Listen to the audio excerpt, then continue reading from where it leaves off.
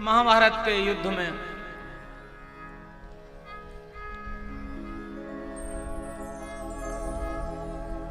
कौरव पांडवों के पक्ष के बहुत से वीर गति को प्राप्त हो गए थे। कौरवों का तो यह हाल हो गया था कि सारी सेना समाप्त। महाराज दुर्योधन बचे हैं, वो भी घायल अवस्था में हैं। कुरुक्षेत्र के मैदान में तमाम मृतवीर लाशें पड़ी हुई हैं।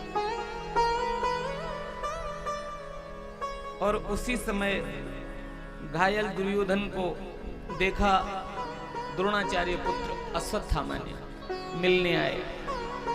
और उधर भगवान श्री कृष्ण पांडवों को कहा कि अब आपने तो विजय प्राप्त की है, तो पांडवों को उनके शिविर से अन्यत्र कहीं ले गए।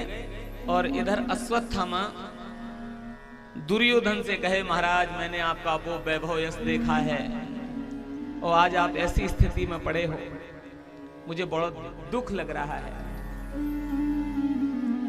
कहिए मैं क्या सेवा करूं आपकी। तो दुर्योधन बहुत दुखी है। कहे अब आप देख रहे हो, हम 100 भाई थे, उनमें से एक नहीं बचे, और हमारे जो बैरी पांडव हैं 5, उनमें से एक समाप्त नहीं हुआ है।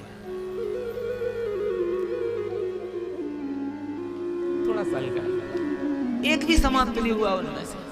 तो अश्वत्थामा ने वहां प्रतिज्ञा ली और कहा, महाराज मैं आज को प्रसन्न करूंगा और आज मैं ये वचन देता हूं कि 5 पांडवों के सिर काट के आपके सामने रख देता हूं। दुर्योधन को बड़ी प्रसन्नता हुई और अश्वत्थामा गया।